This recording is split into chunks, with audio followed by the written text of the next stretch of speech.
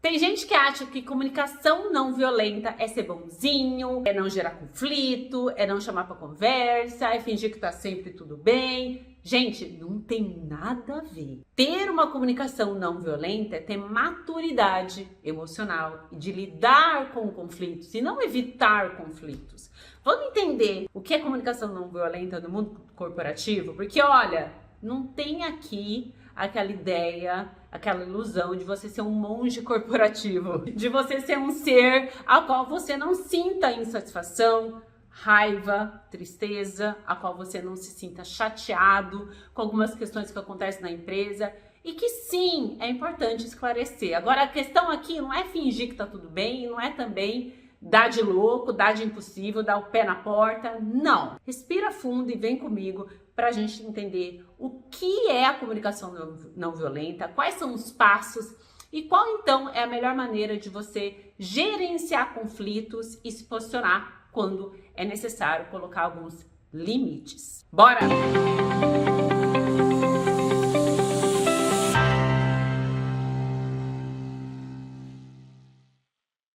Prazer, eu sou a Renata Cox, psicóloga e especialista em carreira. Você está no Borogodocast, seja muito bem-vindo por aqui. E eu já peço para você seguir o podcast, para você deixar os seus comentários, porque sim, eles são importantes, tá bom? Eu adoro interagir aqui com vocês. E se você também tiver alguma sugestão de tema, alguma questão aí que tá pegando, algum perrengue que você tá passando na sua vida profissional, pode deixar aqui nos comentários, que também a gente vai começar a produzir alguns episódios, respondendo perguntas e também trazendo algumas histórias de vocês ouvintes. Fechado? Vem muita coisa nova por aí no Borogodocast. E hoje a gente vai falar dessa questão de como colocar limites, de como a gente se posicionar perante o dia a dia aí, porque olha, vamos combinar, né? A gente não escolhe com quem a gente trabalha. E tem gente de tudo que é tipo, tem gente sem noção, tem gente sem bom senso, né? Pessoas que não sabem dar feedbacks, pessoas que não sabem se comunicar, pessoas que são grossas, pessoas que falam alto, usam palavras, né, inadequadas. E às vezes não é nem aquela comunicação verbal, é aquele olhar, é aquela brincadeirinha, aquela piadinha, né, que não foi legal, foi preconceituosa, ou foi etarista, ou foi machista. Aquele jeito meio, ficou esquisito isso daqui. E daí, a gente precisa conviver com essas pessoas, a gente precisa conviver no ambiente de trabalho, trabalhar junto, afinal tem meta, tem objetivo, tem projeto para entregar, tem apresentação. A gente precisa fazer o nosso trabalho acontecer. E precisamos conviver bem com os nossos colegas de trabalho, com os nossos gestores. Então, a comunicação não violenta, ela salva nessa hora, porque sim, existe um passo a passo de como que a gente se coloca de uma maneira respeitosa, mas a gente se posiciona e traz para a conversa uma maneira de a gente criar um acordo, onde não é só do meu jeito, mas também não é só do seu jeito, é do nosso jeito. Encontrar uma maneira dessa relação profissional acontecer de uma maneira respeitosa, ética, justa, congruente, para que o trabalho seja muito mais leve, né, numa atmosfera positiva e que essa convivência não se torne um peso e um problema. Você já teve problema com um colega de trabalho? Você já se sentiu mal em algum ambiente profissional? Se sim, me conta aqui nos comentários. Porque sim, eu já vivi situações desagradáveis no ambiente de trabalho e escuto com frequência os meus clientes também trazendo algumas questões que parecem muito sutil, parece bobagem, mas aí vai juntando uma questão aqui, vai juntando outro episódio aqui. E quando você vê ir pro trabalho, começa a se tornar um peso, começa a ficar complicado. Não pelo trabalho em si, pela atividade que você faz, mas por essas relações que acabam ficando meio travadas, mais complicadas. E principalmente a relação com o gestor. Você sabe que 80% dos profissionais que pedem demissão por conta da relação com o seu gestor. Então, se você é líder, esse vídeo, esse episódio é ainda mais para você. E se você não é líder e quer se tornar líder, sem dúvida, ter esse passo a passo da comunicação não violenta também vai salvar o seu dia a dia, para você conseguir se posicionar e conseguir encontrar aí um acordo em situações que não estão funcionando. Então, bora lá para esses 4 passos. O primeiro passo da comunicação não violenta é a observação. Já reparou que nós, seres humanos, a gente adora o quê? A gente adora julgar o outro, a gente adora criticar o outro. Diga aí quando foi a última vez que você não criticou alguém. Hoje. Pensa só hoje. Quantas vezes você já criticou ou uma pessoa, ou a si mesmo, ou as circunstâncias? A gente toda hora tá julgando, criticando. Às vezes você pode nem ter falado, mas você pensou. Pode ser coisa boba, mas você pensou.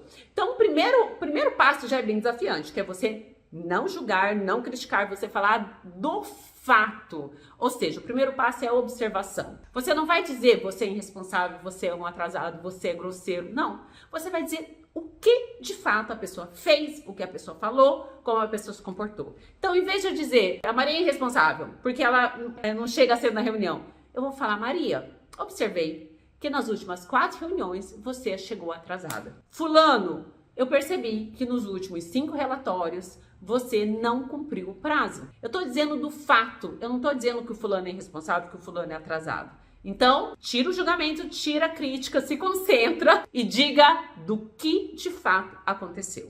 Segunda etapa, você vai dizer ao outro como você se sente diante daquilo que aconteceu. Então você vai dizer: fulana, eu me sinto desorganizada, eu me sinto frustrada quando você não entrega o prazo na data certa.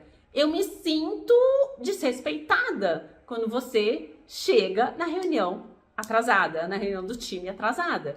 Então você vai dizer para o outro como você se sente diante daquilo que aconteceu. E a atenção aqui não é culpar o outro pelo que você se sente, e sim dizer para o outro como você se sente diante do contexto, da experiência que foi vivida em conjunto. A terceira etapa é a necessidade, porque muitas vezes tem um conflito e a gente nem entende ali no calor da emoção, por que aquela informação, por que aquilo é tão importante para aquela pessoa. Então, recapitulando, primeiro você vai observar, segundo você vai dizer como você se sentiu, terceiro você vai dizer a sua necessidade. E o quarto ponto, o último e não menos importante, você vai provocar um acordo. Você vai convidar o outro para entrar numa solução que as duas pessoas estejam satisfeitas. Ou até mesmo você vai fazer um pedido.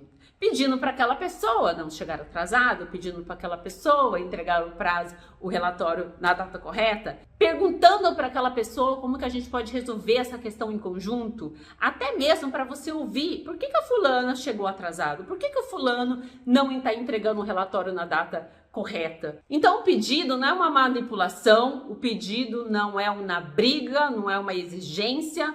O pedido é uma conversa. Essa quarta etapa se abre para encontrar uma maneira de resolver e não repetir aquele comportamento, aquela fala, aquilo que não ficou legal para você. E todas essas 4 etapas precisam acontecer de uma maneira clara, precisa acontecer de uma maneira individual, longe de outras pessoas, sabe? No privado, num tom adequado, com palavras amenas, com uma vontade de realmente resolver. Não aquela coisa, vou pra guerra, vou pra luta, né? Vou pra batalha. Não!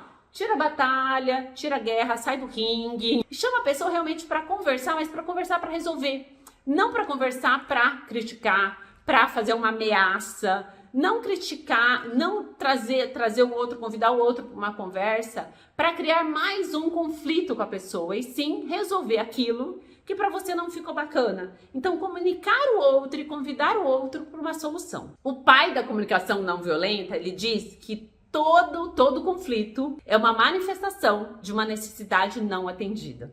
E daí eu quero te convidar a você pensar nas suas relações com seus amigos, com seu marido, com a sua esposa, com seu namorado, com seus vizinhos, com seus irmão, irmã, pai, mãe, avós, com as pessoas aí que fazem parte do seu dia a dia, né, da sua vida. Toda vez que tem alguma coisa que ficou meio esquisita, tem uma necessidade sua que não foi atendida. E muitas vezes essa sua necessidade está relacionada aos seus valores, está relacionada àquilo que para você é prioridade. Muitas vezes eu acredito que o outro se comporta daquela forma e nem se dá conta que para você aquilo não é legal. Eu acredito realmente que quando a gente chama o outro e conversa e fala das nossas necessidades, quando a gente fala dos nossos sentimentos, a gente também dá a oportunidade para a gente ter uma relação mais autêntica, para o outro conhecer a gente melhor. E você acaba dizendo para o outro, através desses 4 passos, aquilo que para você é essencial. E essa relação flui melhor.